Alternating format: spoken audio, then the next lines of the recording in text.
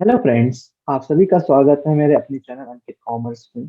और जैसा कि आप सभी ने मेरे थंबनेल पे देख ही लिया था कि यहाँ पे हम आज का इस वीडियो जो है ये किस टॉपिक बना रहे हैं। कैलेंडर टॉपिक पे। तो कैलेंडर टॉपिक एक रीजनिंग का बहुत ही ज्यादा इम्पोर्टेंट टॉपिक है। और कैलेंडर टॉपिक में ही हम कौन कौन से टॉपिक्स कवर करेंगे मैं वो बता दे रहा हूँ आप लोगों को। सबसे पहले हम लीप ईयर करने जा रहे हैं। एक्स्ट्रा डेज करेंगे। सेम कैलेंडर के ऊपर क्वेश्चंस करेंगे। और अगर हमें कोई डे फाइंड करना है और हमें डेट दिया हुआ है तो कैसे फाइंड करेंगे वो भी हम ट्रिक जानेंगे। Fixed day. जैसे आपको कोई फिक्स डे दे दिया जाएगा कि हाँ भाई इस दिन ये है तो बताओ इस दिन कौन सा डे होगा। सेम डे एंड ईयर के भी ऊपर जो क्वेश्चंस आते हैं मतलब ऑलमोस्ट हम सारे के सारे टॉपिक्स कैलेंडर चैप्टर के इस वीडियो में करने जा रहे हैं। ठीक है। सबसे पहले मैं आपको कैलेंडर के ही ऊपर कुछ इंफॉर्मेशन दे देता हूं, आप ध्यान से समझना उस चीज को। सबसे पहला पॉइंट, जो हमारा कैलेंडर है वो अभी जो है उसका नाम वो है ग्रिगेरियन कैलेंडर। ठीक है। अभी जो हमारा कैलेंडर चलता है उसका नाम है ग्रिगेरियन कैलेंडर। और जो पहले चलता था उसका नाम था जूलिट कैलेंडर। ये मार्च से दिसंबर तक का था, जिसमें 10 मंथ्स है। और जैसे ही ग्रिगोरियन कैलेंडर बना तो उसमें मार्च से फेब रखा गया, जिसकी वजह से फेब में कितने डेज होते हैं? 28 डेज होते हैं फेब में। क्यों? क्योंकि फेब को देने के लिए हमारे पास सिर्फ 28 डेज ही बचे थे। पहले क्या होता था, पहले के कैलेंडर में मार्च से दिसंबर तक का चलता था और उसमें ही सारे के सारे 365 दिन जो है वो लगा रखे थे। लेकिन जो ग्रिगोरियन कैलेंडर आने से क्या हुआ, मार्च से फेब रखा गया और फेब को सिर्फ देने के लिए कितने दिन थे? 28 दिन थे, जिसकी वजह से फरवरी में 28 दिन होते हैं। ठीक है। अब यहाँ पे एक और चीज का ध्यान रखना, जो हमारा अर्थ है वो कितनी देर में पूरे सन का एक चक्कर काटती है, जिसे हम एक साल कह सकते हैं। हम बोलते हैं ना एक साल बीत गया, मतलब कि अर्थ ने सन का पूरा एक चक्कर लगा लिया। तो सन के एक चक्कर लगाने में जो अर्थ है वो समय लेता है 365 डेज, 5 hours 48 minute 42 सेकेंड। इतना टाइम हमारा अर्थ लेता है पूरे एक सन का रेवोल्यूशन करने में, चक्कर काटने में। ठीक है। तो ये कुछ इंपॉर्टेंट फैक्ट्स थे जो कैलेंडर में कई बारी हो सकता है कि पूछे जाए, या आपको ये नॉलेज होनी चाहिए। ठीक है। अब हम धीरे धीरे करके अपने टॉपिक्स क्लियर करेंगे। ओके। हाँ। अब आगे आते हैं। और सबसे पहले हमारा जो टॉपिक है वो क्या है? लीप ईयर का है। अब बात करते हैं लीप ईयर। तो लीप ईयर का मतलब क्या होता है? तो लीप ईयर का मतलब होता है जब फेब्रवरी 29 का हो तो हम उसे कहते हैं लीप ईयर। और ये फेब्रवरी 29 का कब होता है? तो ये 3 साल बाद या 7 साल बाद होता है, जिसमें 366 डेज हमारे आते हैं। ठीक है। अब हमें ये पता लगाना है कि कौन सा ईयर लीप ईयर है। तो कैसे पता लगाया जाए, मैं उसके लिए मैं बता दे रहा हूँ कि कैसे पता लगाया जाता है। तो कोई भी ईयर हो उसको हम डिवाइड करते हैं 4 से। ईयर को हम किससे डिवाइड करते हैं? 4 से। तो हमें पता लगेगा कि अगर वो 4 से पूरा पूरा डिवाइड हो जाता है, अगर वो 4 से पूरा पूरा डिवाइड हो जाता है, मतलब कि जो रिमाइंडर है, शेष है, वो 0 बचता है। रिमाइंडर 0 बचता है, तब वो क्या है? लीप ईयर है। ठीक है। क्या है? लीप ईयर है वो। बट अगर सेंचुरी ईयर आ जाता है, बट अगर सेंचुरी ईयर आता है तो हम उसको डिवाइड करते हैं 400 से। और अगर रिमाइंडर 0 आ जाता है तो वो क्या कहलाता है? लीप ईयर कहलाता है। अब यहीं पे एक चीज का ध्यान रखना कि जैसे इस क्वेश्चन में बोला गया है कि इनमें से फॉलोइंग में से कौन सा लीप ईयर है, 1900 लीप ईयर है, 1700 लीप ईयर है, 1800 लीप ईयर है या 1600 लीप ईयर है। मतलब हमें बताना है कि कौन सा ईयर लीप ईयर है। तो देखो, ये सारे के सारे जो हैं लास्ट में जीरोस हमें दिखाई दे रहे हैं, लास्ट में हमें दो जीरो दिखाई दे रहे हैं। तो कभी भी याद रखना, जब लास्ट में दो जीरो आते हैं ईयर के तो वो कहलाता है सेंचुरी ईयर। वो क्या कहलाता है? Century year. और इसको चेक करने के लिए हम फोर से नहीं, हम किससे डिवाइड करते हैं? 400 से डिवाइड करके देखते हैं। तो जब मैं 1900 को 400 से डिवाइड करूंगा तो प्रॉपर डिवाइड नहीं हो पाएगा। अगर मैं 1700 को 400 से डिवाइड करूंगा तो भी प्रॉपर डिवाइड नहीं हो पाएगा, मतलब कि रिमाइंडर नहीं, जीरो बचेगा। सेम वैसे ही ध्यान रखना, 1800 को जब हम 400 से डिवाइड करेंगे तो भी पूरा डिवाइड नहीं हो पाएगा। बट अगर 1600 को डिवाइड करते 400 से, पूरा का पूरा कट के कितना आ जाएगा? ये 4। ठीक है, मतलब कि जो रिमाइंडर है वो कितना बचा? रिमाइंडर मतलब कि शेष कितना बचा? जीरो। मतलब ये क्या है? एक लीप ईयर है हमारा। ये क्या है? एक लीप ईयर है। आगे बात सुनिए। तो अगर सेंचुरी ईयर आते हैं तो आपको चेक करने के लिए किससे डिवाइड करना पड़ेगा? 400 से डिवाइड करना पड़ेगा। ठीक है, नेक्स्ट। आगे अगला क्वेश्चन है, how many leap year are there between 1894 to 1908? 1894 के बीच, दोनों के बीच में कितने लीप ईयर हैं? तो देखो, सबसे पहले अगर लीप ईयर हमें फाइंड करना है, हमें लीप ईयर फाइंड करना है, तो हम क्या करेंगे? लास्ट टू डिजिट को हम डिवाइड करेंगे फोर से। और अगर रिमाइंडर और अगर रिमाइंडर जीरो बचता है तो वो क्या कहलाएगा? लीप ईयर कहलाएगा। वो क्या कहलाएगा? लीप ईयर कहलाएगा। तो देखो, अगर मैं बात करूं इन दोनों के बीच में, अगर मैं बात करूं इन दोनों के बीच में तो क्या क्या आएगा? 1895, 1896, 1897, 1898। तो हमें पूरे को डिवाइड करने की जरूरत नहीं है, हमें सिर्फ लास्ट के दो डिजिट को डिवाइड कर लेना है फोर से। और अगर हमारा वो पूरा पूरा डिवाइड हो जाता है तो इसका मतलब वो लीप ईयर कहलाएगा। तो आप करके देखना डिवाइड, और मैं बता रहा हूं कि कौन कौन सा होगा। तो हमारा होगा एक तो 1896, एक तो ये होगा लीप ईयर। फिर 4 साल बाद 1900 की अगर मैं बात करूं तो 1900 को डिवाइड करना पड़ेगा 400 से, और पूरा डिवाइड नहीं हो पाएगा इसलिए 1900 नहीं होगा। फिर किसकी बारी आएगी? 1904 की। बस, ठीक है। मतलब दो लीप ईयर होंगे इन दोनों के बीच में, एक 1896 और एक 1904। ठीक है, बस ये दो लीप ईयर ही होंगे हमारे। मतलब कि आंसर जो है वो यहाँ पर कितना है? दो। आगे बात समझ में? आगे नेक्स्ट क्वेश्चन है, बोला गया है how many leap year were there in first 100 year? पहले 100 सालों में कितने लीप ईयर होंगे? पहले 100 सालों में कितने लीप ईयर होंगे? तो ध्यान से समझना, अगर मैं 100 को 4 से डिवाइड करूं तो कितना आएगा? 25। मतलब 25 लीप ईयर हमें लग रहा है कि आएंगे। बट ध्यान रखना, इस 25 में हमने ये 100वां साल, इस 25 में हमने 100th ईयर इंक्लूड करा है।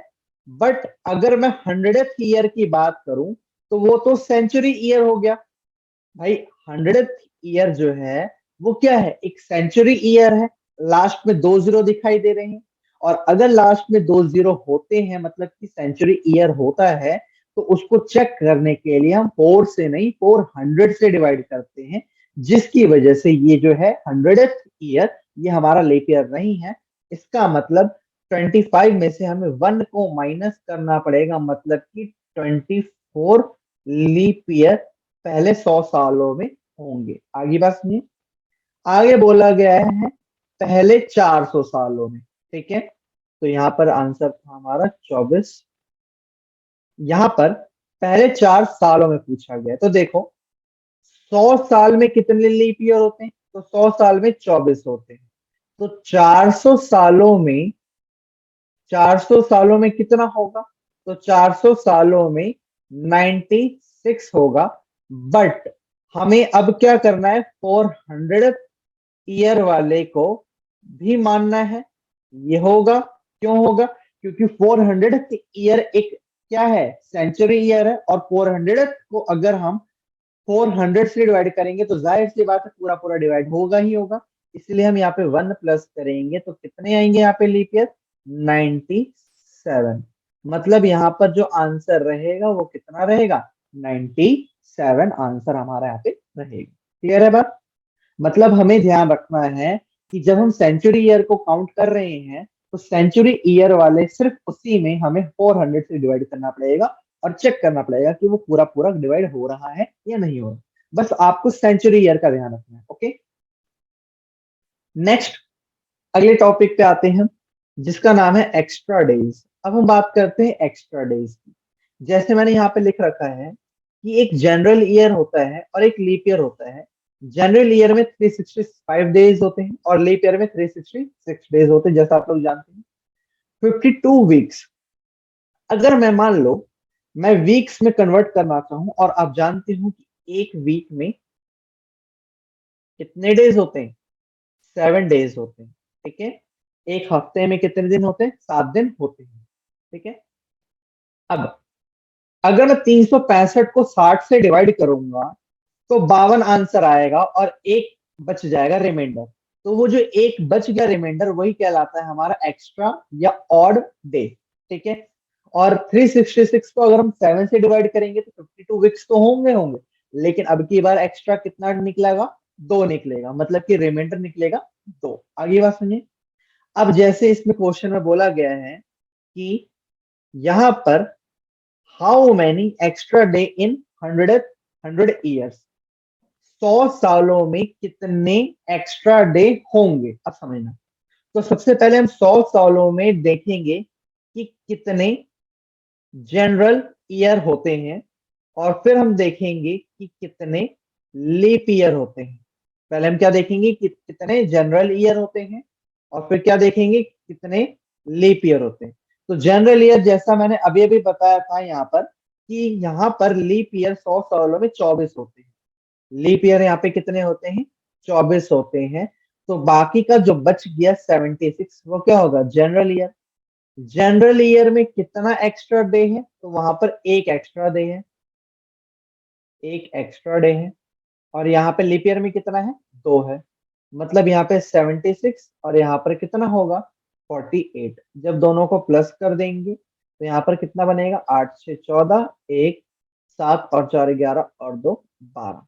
अब यहाँ पे 124 को दोबारा से हम जब 7 से डिवाइड करेंगे तो यहाँ पर 7 1 जा 7 और 5, फिर यहाँ पर 4, 7 7 जा 49, मतलब कि 5। मतलब कि पहले 100 सालों में कितने एक्स्ट्रा डे होंगे, 5 एक्स्ट्रा डे होंगे, 5 एक्स्ट्रा डेज होंगे। ठीक है, यहाँ पर कितने एक्स्ट्रा डे होंगे, 5 एक्स्ट्रा डे होंगे। तो मैंने यहाँ पे लिख भी रखा है कि 100 सालों में कितने एक्स्ट्रा डे, 5 एक्स्ट्रा डे। आगे अगर 200 सालों का पूछा जाए तो 5 मल्टीप्लाई 2 और 10 हो जाएगा, क्योंकि 10 7 से बड़ा है इसलिए हम डिवाइड करेंगे। ध्यान रखना, एक्स्ट्रा डे हमेशा 7 से कम होंगे। ठीक है, तो 7 से जैसे ही ज्यादा आ जाता है तो तुम उसको और डिवाइड करोगे 7 से, और जो रिमाइंडर आएगा वो लिखोगे। ध्यान रखना, जो रिमाइंडर आता है वो लिखते हैं। तो यहाँ पे 200 में कितने एक्स्ट्रा डेज होते हैं, 3 एक्स्ट्रा डेज होते हैं। 300 ईयर्स में कितने एक्स्ट्रा डे होते हैं, एक एक्स्ट्रा डे होते हैं। 200 ईयर में कितने, सॉरी यहाँ पे ना 400 होगा, यहाँ पे 400 कर लेना। 400 में कितने एक्स्ट्रा डे होते हैं, 0 एक्स्ट्रा डे होते हैं। अब जैसे नेक्स्ट क्वेश्चन में पूछा गया है कि बताओ 1800 में कितने एक्स्ट्रा डेज होते हैं, तो हम वही करेंगे। 1800 को 400 से डिवाइड करेंगे तो 4 4 हो जाएगा 1600, और माइनस करने पर कितना आएगा यहाँ पर 200 आएगा। और हम जानते हैं कि 200 में कितने एक्स्ट्रा डे होते हैं, 3 एक्स्ट्रा डे होते हैं। तो इसलिए यहाँ पर कितने एक्स्ट्रा डे बन जाएंगे, 3 एक्स्ट्रा डे बन जाएंगे। आगे बात सुनिए, नेक्स्ट चलते हैं हम अगले पे, सेम कैलेंडर के क्वेश्चंस। ठीक है, हम बात करते हैं सेम कैलेंडर के क्वेश्चंस की। सबसे पहले आपको एक कोड याद रखना पड़ेगा। कौन सा कोड है वो, ये वाला। जनरल ईयर में कोड होता है 144025036 लीप ईयर में बस पहले दो चेंज हो जाते हैं, पहले दो चेंज हो जाते हैं, बाकी सारा सेम रहता है, एज इट इज रहता है। अब मैं इसकी एक याद करने की ट्रिक बता देता हूँ। जनरल ईयर याद करने के लिए कोड की एक ट्रिक बता देता हूँ, ध्यान समझना। ये जो 144 है, ये 12 का स्क्वायर याद रख लो कि 12 का स्क्वायर करना है, फिर 0, फिर 5 का स्क्वायर, फिर 0, फिर 6 का स्क्वायर, और 1 4 6। ठीक है, ये लर्न करने का एक तरीका है, मैं आप लिख दे रहा हूं, लर्न ट्रिक। लर्न करने का एक क्या है, ये तरीका है। ठीक है, जिससे कि आपको ये लर्न कोड हो सके। अब ये कोड लिखने का क्या मतलब है, तो अभी आपको क्वेश्चन में समझ में आएगा। जैसे पहला क्वेश्चन है, इसमें बोला गया है कि which month will be same as January in 2014। जनवरी 2014 में कौन सा मंथ उसके जैसा ही होगा। तो देखो 2014 ये क्या है, एक जनरल ईयर है, और जनरल ईयर में हम जनरल ईयर का कोड चेक करेंगे। अब देखो जनवरी का कोड जो है 1, वो किससे मैच कर रहा है, तो वो मैच कर रहा है अक्टूबर से। तो मतलब इसका आंसर हो जाएगा अक्टूबर। क्लियर है। तुम और लाइव तुम देख भी सकते हो अपने फोन में या फिर कहीं पे भी कैलेंडर में, तुम्हें पूरा जनवरी का कैलेंडर पूरे अक्टूबर के कैलेंडर से बिल्कुल सेम मैच करता हुआ मिलेगा। ठीक है, आगे लिखा हुआ है which month will be same as February 2016। अब 2016 जो है ये क्या है, एक लीप ईयर है। क्या है ये, लीप ईयर। और लीप ईयर में हम लीप ईयर का कोड चेक करेंगे। तो लीप ईयर का कोड फरवरी का क्या है, 3 है। तो 3 देखो दोबारा से कहाँ पे आ रहा है, अगस्त में आ रहा है। तो इसका मतलब 2016 में जो फरवरी का जैसा कैलेंडर है, सेम वैसा ही कैलेंडर किसका होगा, अगस्त का होगा। आगे अगला क्वेश्चन है, इसमें बोला गया है कि which month will be same as March. मार्च के जैसा कौन सा है। तो देखो अगर मैं जनरल ईयर और लीप ईयर दोनों में बात करूं, तो मार्च का कोड सेम है, 4 और 4। और अगर जनरल ईयर में बात करूं तो 4 और किस किस का कोड है, तो 4 है फेब का और नवंबर का। लीप ईयर में किस किस का है, 4, तो मार्च का है और नवंबर का है। मतलब नवंबर तो आंसर होगा ही होगा, नवंबर तो फिक्स है।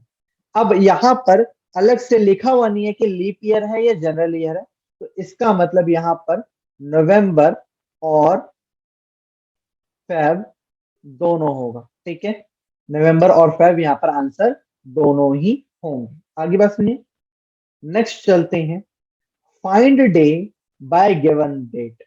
जैसा कि आपको थंबनेल में एक मिला होगा, और थंबनेल में मैंने ये बता रखा है कि कैसे हम उस चीज को, मतलब जो हमें गिवन डे होता है उससे हम कैसे पता लगा सकते हैं दूसरा जो हमें निकालना है। उसके लिए ये जानना बहुत जरूरी है कि हम डे कैसे फाइंड करते हैं डेट से। ध्यान समझना बिल्कुल इस चीज को। Find day by given date, हमें डेट दी हुई है और यहाँ पर क्या निकालना है, डे निकालना है कि डे कौन सा होगा। क्लियर है। अब मैं यहाँ पे लिख लेता हूँ पहले 7 अगस्त 1944। हमें सबसे पहला काम क्या करना है, सबसे पहला काम लिखना है डेट। क्या लिखना है, डेट। देन उसके बाद क्या करना है, मंथ कोड लिखना है, मंथ कोड लिखना है। अब ये 44 जो है 1944, ये क्या है, एक लीप ईयर है। ये क्या है, एक लीप ईयर। और मैंने याद होगा लीप ईयर बता रखा है कि कैसे फाइंड करते हैं। अगर लास्ट में कोई नंबर है तो हम 4 से डिवाइड करके देखेंगे लास्ट के 2 डिजिट। और अगर लास्ट के 2 डिजिट 0 होते हैं तो हम उसको 400 से डिवाइड करते हैं। ठीक है। तो यहाँ पर हम मंथ कोड लिख देते हैं लीप ईयर में अगस्त का। तो लीप ईयर में अगस्त का कोड कितना होता है, 3 होता है। मतलब यहाँ पर मंथ कोड कितना आ गया, 3 आ गया। अब उसके बाद हमें क्या करना है, हमें यहाँ पर जो सेंचुरी ईयर है उसमें एक्स्ट्रा डे लिखना है। क्या लिखना है, सेंचुरी ईयर्स एक्स्ट्रा डे। तो यहाँ पर सेंचुरी ईयर कौन सा है, 1900 है। यहाँ पर सेंचुरी ईयर कौन सा है, 1900 है। और 1900 में कितने एक्स्ट्रा डे होते, तो देखो 1900 को हम 400 से डिवाइड कर लेते हैं, 4 4 16। तो यहाँ पर कितना आ जाएगा, 300। 300 में कितने एक्स्ट्रा डे होते हैं, मैंने अभी भी बताया था। 300 में होते हैं 1 एक्स्ट्रा डे। कितने एक्स्ट्रा डे होते हैं, 1 एक्स्ट्रा डे होते हैं। तो 300 में 1 एक्स्ट्रा डे आ गया। 300 में 1 एक्स्ट्रा डे आ गया। तो हम यहाँ पर 1 लिख देंगे। देन उसके बाद हमें क्या करना है, ये जो लास्ट के 2 हैं जो कि ईयर को दिखाते हैं, हमें वो लिखना है।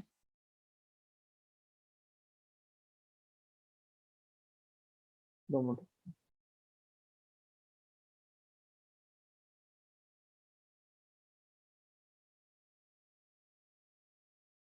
लास्ट का ईयर लिखना है अब। और ईयर कौन सा है, ये 44। और हमें ये भी लिखना है साथ ही साथ कि इसमें कितने लीप ईयर बनेंगे, कितने लीप ईयर बनेंगे। तो 44 को तुम क्या करोगे, जो भी होगा उसको डिवाइड कर दोगे 4 से। और जो कोशंट आएगा, मतलब कि जैसे यहाँ पे 11 आ रहा है, तो 11 हम लिख देंगे कि इतने लीप ईयर यहाँ पे बन रहे हैं। ठीक है। अगर मान लो, जैसे अभी मैं क्वेश्चन करवाऊंगा तो उसमें पता लग जाएगा।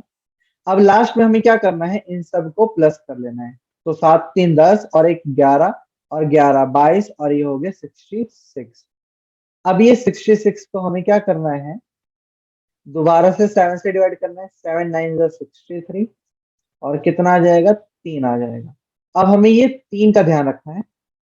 अगर 0 आता तो फ्राइडे रहेगा, 1 आता है तो सैटरडे, 2 आता है तो संडे, 3 आता है तो मंडे, 4 आता है तो वेडनेसडे, सॉरी,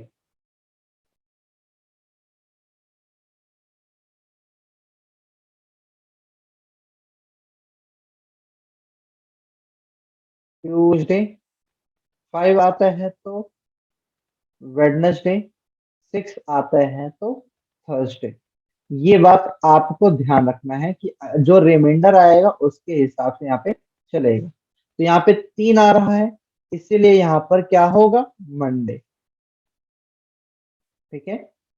यहाँ पर क्या होगा, मंडे होगा। आगे बात सुनिए। तो इस तरीके से हम क्या करते हैं, फाइंड करते हैं कि हाँ भाई अगर हमें डेट गिवन है तो कैसे हम डेट फाइंड कर सकते हैं। मैं एक और क्वेश्चन करवा दे रहा हूँ आपको जिससे कि अच्छे से समझ में आ जाए। जैसे यही क्वेश्चन है, एच वाला मैं करवा दे रहा हूँ। 19 सितंबर 2013, 19 सितंबर 2013। मैंने क्या कहा था, पहले डेट लिखनी है। डेट कितनी है, 19 है, 19 लिख दो। फिर उसके बाद क्या करना है, मंथ कोड लिखना है। और क्योंकि ये जनरल ईयर है, तो जनरल ईयर में सितंबर का कोड क्या होता है, जनरल ईयर में सितंबर का कोड होता है 6। तो हम 6 लिख देंगे।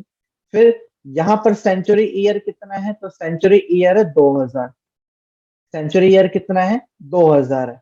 और ध्यान रखना, 2000 को हम क्या करेंगे, 400 से डिवाइड करेंगे। तो 400 से डिवाइड करने पर ये पूरा पूरा कट जाएगा। मतलब कि पूरे पूरे कट गया, और पूरा पूरा कट जाना का मतलब है वो लीप ईयर। और 400वां साल जो है, अगर किसी लीप ईयर है, मतलब जैसे मैं ये कहूँ कि यहाँ पर 400th ईयर में कितना होता है, 0 एक्स्ट्रा डे होता है। तो यहाँ पर भी कितने एक्स्ट्रा डे होंगे, 0 एक्स्ट्रा डे होंगे। देन उसके बाद हम लिखते हैं डेट, सॉरी ईयर, और उसमें लिखते हैं हम लीप ईयर। तो जब मैं इसको 4 से डिवाइड करूंगा, तो ध्यान रखना, जब मैं 13 को 4 से डिवाइड करूंगा तो 4 3 होगा 12। तो हमें ये वाला नहीं लेना, अब की बार ये वाला लेना है, क्योंकि ये लीप ईयर होता है। तो यहाँ पे कितना आएगा, 3। सबको प्लस कर देंगे तो 6 और 3 9, 9 और 13 22, 22 और 19 32, और 9 41, कितना आ जाएगा, 41 आ जाएगा। अब 41 को हम 7 से डिवाइड करेंगे, तो 7 5 35, कितना बचेगा, रिमाइंडर 6 बचेगा। और 6 रिमाइंडर पे याद होगा मैंने क्या बताया, तो 6 रिमाइंडर पे मैंने बता रखा है थर्सडे। तो हमारा यहाँ पर आंसर हो गया थर्सडे। ठीक है, क्या आंसर आ गया है, थर्सडे। अब मैं यहाँ पे एक और चीज यहाँ पे तुम्हें क्लियर कर दूं, साफ साफ ध्यान समझना, कि हमें जब लास्ट में करना ही 7 से डिवाइड है, जब हमें लास्ट में करना ही 7 से डिवाइड है, तो क्यों ना हम शुरुआत से ही 7 से डिवाइड करते करते सिर्फ रिमाइंडर रिमाइंडर को लिखें। देखो मैं समझा रहा हूँ, समझने की कोशिश करना। मैं ये बोल रहा हूँ कि लास्ट में भी तो हम 7 से ही डिवाइड कर रहे हैं, और जो रिमाइंडर आ रहा है उसी को लिख रहे हैं। तो क्यों ना मैं सबको मन में ही 7 से डिवाइड करके सिर्फ रिमाइंडर ही लिखूं। तो अगर मैं सिर्फ रिमाइंडर लिखता हूं, अगर मैं सिर्फ क्या लिखता हूं, रिमाइंडर लिखता हूं, तो अगर मैं 19 को 7 से डिवाइड करके सिर्फ रिमाइंडर लिखूंगा, रिमाइंडर डिवाइड बाय 7, तो 7 दूनी होता है 14, और 14 19 में से 14 गया तो कितना बचेगा, 5 6। अब ये 7 से तो कम ही है, तो 6 का 6 रहेगा। जीरो को तो हमें लिखने की कोई जरूरत नहीं है। 13 पे आते हैं। 13 को अगर मैं 7 से डिवाइड करूं तो रिमाइंडर कितना आएगा, क्या आएगा, 6 आएगा रिमाइंडर। और अगर मैं 3 को करूंगा तो 3 ही आएगा। अब यहाँ पे क्या करो तुम, 6 6 12 और 5 17 और 3 20। 20 को जब दोबारा तुम 7 से डिवाइड करोगे, जब आएगा 20, 20 को डिवाइड करोगे 7 से, तो रिमाइंडर कितना आएगा, 6। मतलब फिर भी 6 ही रिमाइंडर आ रहा है, और थर्सडे ही आंसर आएगा। तो मतलब मैं ये कहने की कोशिश कर रहा हूं कि अगर तुम्हें शॉर्ट में करना है इसी चीज को, तो तुम इंडिविजुअली 7 से डिवाइड करके सिर्फ रिमाइंडर को कंसीडर करते हुए तुम अपना आंसर इजीली निकाल सकते हो। ठीक है, और इस पे तुम फोकस करोगे, ज्यादा से ज्यादा क्वेश्चंस करोगे, तो तुम्हारी स्पीड ये मेंटेन रखेगा और तुम जल्दी से फटाफट निकाल सकते हो। ठीक है, तो ये जितने भी क्वेश्चंस हैं, ये तुम सारे करोगे अपने आप खुद। और जो भी डाउट होंगे मुझे तुम कमेंट करके बताओगे, या फिर व्हाट्सएप ग्रुप पे भी तुम ज्वाइन कर सकते हो, और उसमें अपने जो डाउट है वो भेज सकते हो। ठीक है, मैं फटाफट उसके रिप्लाई कर दूंगा, या फिर सॉल्यूशन पूरा भेज दूंगा। क्लियर है, आगे बात करते हैं अगले टॉपिक पे अपने। तो अगला टॉपिक है हमारा फिक्स्ड डे। अब ये फिक्स्ड डे क्या होता है, मतलब कोई डे फिक्स कर दिया जाता है और हमसे पूछा जाता है कि बताओ वो दूसरा डे कौन सा होगा। तो हमें यहाँ पर एक बात को ध्यान में रखते हुए चलना है कि जो फर्स्ट और लास्ट डे होता है जनरल ईयर का, वो सेम होता है। मतलब कि जो 1 जनवरी, मान लो कि अगर मंगलवार है, तो 31 दिसंबर भी क्या होगा, मंगलवार ही होगा। लेकिन किस में, सिर्फ जनरल ईयर में, लीप ईयर में ऐसा नहीं होता।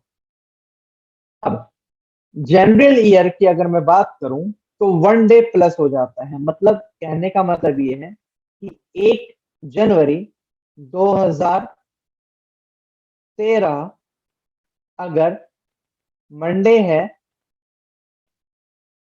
तो 1 जनवरी 2014, मतलब कि 1 साल बाद, यहाँ पर ये भी डे 1 प्लस हो जाता है। मतलब कि क्या हो जाता है, ट्यूसडे हो जाता है। आगे बात सुनिए, मतलब जनरल ईयर में 1 प्लस होता है, और बल्कि लीप ईयर में कितना प्लस होता है, तो 2 प्लस होता है लीप ईयर में। अब समझना, क्वेश्चन क्या बोला गया है, पहले मैं यहाँ पे ना मैंने वो कर रखा है, सेपरेट कर रखा अलग अलग टाइप के क्वेश्चन को, जिससे कि क्वेश्चन समझने में इजी रहे हमें। तो मैंने पहला बता दिया है तुम्हें, date and month change but year same. मतलब हमसे जो पूछा जाएगा, डे और डेट सेम हो सकता है, और ईयर में, सॉरी, डे और डेट चेंज हो सकता है, ईयर जो है वो सेम रहेगा। जैसे 9 मार्च 2013 क्या है, फ्राइडे है। अब हमें बताना है कि 13 अक्टूबर 2013 को क्या होगा। तो समझना बात को ध्यान से, 9 मार्च से 31 मार्च के बीच कितना दिन है। तो इन दोनों के बीच का जो टाइम पीरियड है वो है तुम्हारा लगभग से लगभग 31 में से 9 माइनस कर दो, कितना बचेगा, 22। ठीक है, तो मार्च में कितने डे बचे हैं, 22। मार्च में कितने डे बचे हैं, 22। फिर अप्रैल में कितने हैं, अप्रैल में तो पूरा का पूरा मंथ बाकी है, 30, है ना। मैं 9 मार्च से मैं 9 मार्च से 13 अक्टूबर तक की गिनती करूंगा। तो अप्रैल हो गया, मई 31, जून 30, जुलाई 31, और ध्यान रखना अगस्त भी 31 का ही होता है। ठीक है, जून जुलाई अगस्त, सितंबर 30,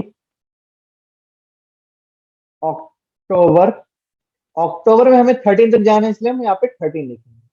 सबको प्लस करो और उसको क्या करो, 7 से डिवाइड कर दो। क्या करो, सबको प्लस करो और उसको 7 से डिवाइड कर दो।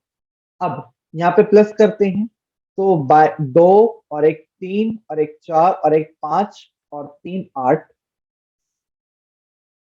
2 5 8 और 3 8 3 11, 11 और 6, 11 और 6 होते हैं तुम्हारे एक 17, 17 और 4 21।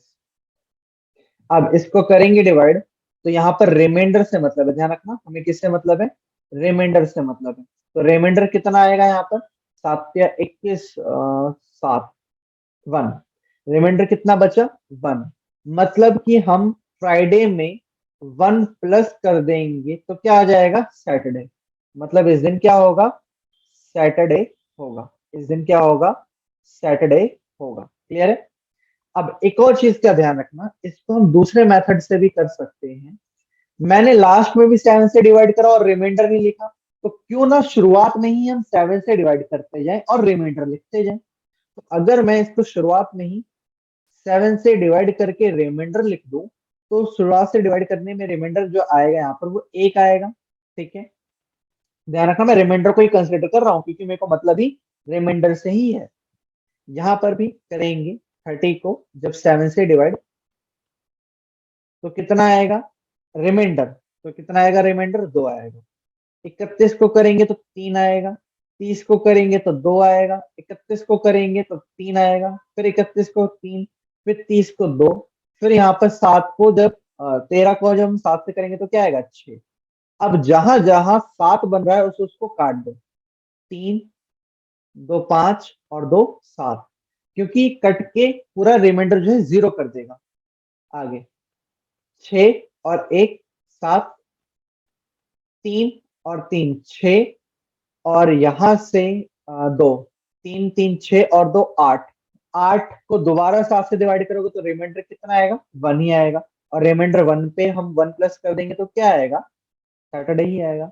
मतलब मैं ये कहना चाह रहा हूँ, सिंपल सी बात है कि जब हमें मतलब ही रिमाइंडर से हो तो क्यों ना हम सिर्फ रिमाइंडर को ही कंसिडर करें, है ना। शॉर्ट ट्रिक यही होती है, देखो शॉर्ट ट्रिक कोई अलग चीज नहीं होती।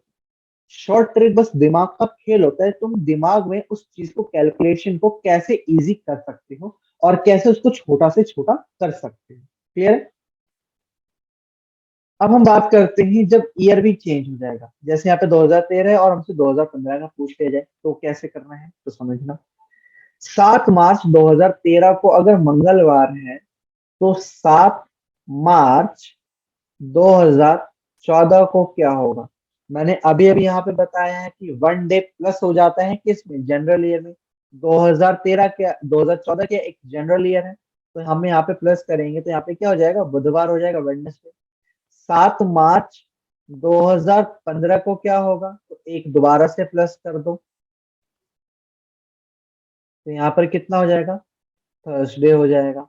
मतलब कि 7 मार्च 2015 को क्या है, थर्सडे है। तो हमसे पूछा गया है कि 19 नवंबर 2015 को क्या होगा। तो ये तुम्हें जो है वो निकालना है, और मुझे कमेंट करके बताना है अपना आंसर जो भी आया हो, ठीक है। नेक्स्ट चलते हैं आगे। आगे जो है वो मेन है सबसे ज्यादा। यहाँ पर बोला गया है कि डेट, मंथ, ईयर चेंज और लार्ज गैप बिटवीन ईयर्स, जब ईयर्स में ज्यादा गैप आ जाए तो हमें क्या करना है। जैसे यहाँ पर 3 अक्टूबर 1853 को बोला गया है कि मंडे है, तो हमसे पूछा गया है कि 9 नवंबर 2011 को क्या होगा। अब देखो, ऐसे क्वेश्चन को करने के लिए हमें सबसे पहले तो एक्चुअल डे पता होना चाहिए। क्या पता होना चाहिए, एक्चुअल डे पता होना चाहिए, ठीक है। एक्चुअल डे अगर हमारे पास है तो हम इजीली इस चीज को कर सकते हैं। मतलब 3 अक्टूबर 1853 को जो हमें दिया हुआ है मंडे, एक्चुअल में कितना था वो निकालना है। तो याद होगा मैं तुम्हें बता चुका हूं कि एक्चुअल डे कैसे निकालते हैं, ठीक है, देखो। तो तुम निकाल के देख लेना, मैंने तुम्हें निकालना सिखा दिया है। तो यहाँ पर आएगा मंडे ही, और मंडे में कितना है, 0। इन दोनों के बीच गैप कितना है, 0। तो 9 नवंबर 2011 को हम निकालेंगे क्या, एक्चुअल डे।